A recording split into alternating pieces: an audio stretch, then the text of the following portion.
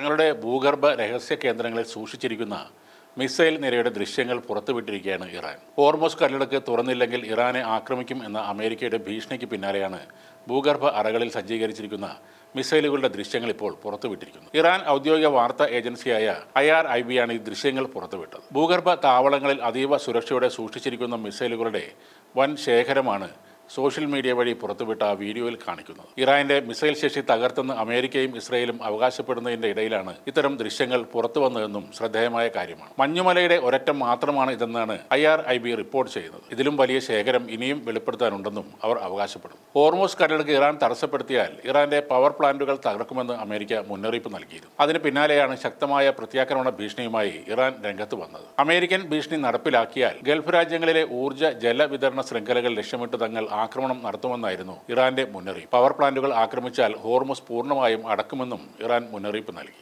അതേസമയം ഇസ്രയേലിനെ ലക്ഷ്യമിട്ട് ഇറാൻ വിക്ഷേപിച്ച ബാലിസ്റ്റിക് മിസൈലുകളിൽ സ്പാനിഷ് പ്രധാനമന്ത്രി പെഡ്രോ സാഞ്ചസിന്റെ യുദ്ധവിരുദ്ധ സന്ദേശങ്ങൾ പതിച്ചതായി റിപ്പോർട്ടുകൾ. സാഞ്ചസിന്റെ ചിത്രത്തിനൊപ്പം ഈ യുദ്ധം നിയമവിരുദ്ധം മാത്രമല്ല മനുഷ്യത്വരഹിതവുമാണ് എന്ന വരികളും ആ മിസൈലുകളിൽ എഴുതിയിട്ടുണ്ട്. യുദ്ധത്തിനെതിരെ ശക്തമായ നിലപാട് സ്വീകരിച്ച സാഞ്ചസിനോടുള്ള ഒരു നന്ദി പ്രകടനമായാണ് ഇറാനിയൻ മാധ്യമങ്ങൾ ഈ ദൃശ്യങ്ങൾ പുറത്തുവിട്ടത്. യുദ്ധം ആരംഭിച്ച മുതൽ യൂറോപ്യൻ രാഷ്ട്രങ്ങൾക്കിടയിൽ തികച്ചും വ്യത്യസ്തമായ നിലപാടാണ് സ്പെയിൻ സ്വീകരിച്ചിരുന്നത്. ഇസ്രയേൽ അമേരിക്ക സഖ്യത്തിന്റെ നീക്കങ്ങൾ ഒരിക്കലും ന്യായീകരിക്കാൻ കഴിയില്ലെന്നും അത് ലോക സമാധാനത്തിന് വിഘാതമാണെന്നും സാഞ്ചസ് ആവർത്തിച്ചു പറഞ്ഞിരുന്നു. ഇറാനെതിരായ സൈനിക നീക്കങ്ങൾക്കായി തങ്ങളുടെ വ്യോമ നാവിക താവളങ്ങൾ ഉപയോഗിക്കാൻ അമേരിക്കയ്ക്ക് അനുമതി നിഷേധിച്ച സ്പാനിഷ് സർക്കാരിന്റെ നടപടി വലിയ രാഷ്ട്രീയ ചലനങ്ങളാണ് ഉണ്ടാക്കിയത്. ഇതിൽ ക്ഷുഭിതനായ പ്രസിഡന്റ് ഡൊണാൾഡ് ട്രംപ് സ്പെയിനുമായുള്ള വ്യാപാര ബന്ധം വിച്ഛേദിക്കുമെന്ന് വരെ ഭീഷണിപ്പെടുത്തിയിട്ടുണ്ട്. എന്നാൽ മാനുഷികവും സാമ്പത്തികവുമായ തകർച്ച ഒഴിവാക്കാൻ യുദ്ധം അവസാനിപ്പിക്കണമെന്ന നിലപാടിൽ സാഞ്ചസ് ഉറച്ചു നിൽക്കുകയാണ്. ഫെബ്രുവരി 28-ന് ആരംഭിച്ച ഈ സംഘർഷം ഇപ്പോൾ 25-ാം ദിവസത്തിലേക്ക് കടന്നിരിക്കുകയാണ്. ഇറാൻ ഇസ്രയേലിന് പുറമെ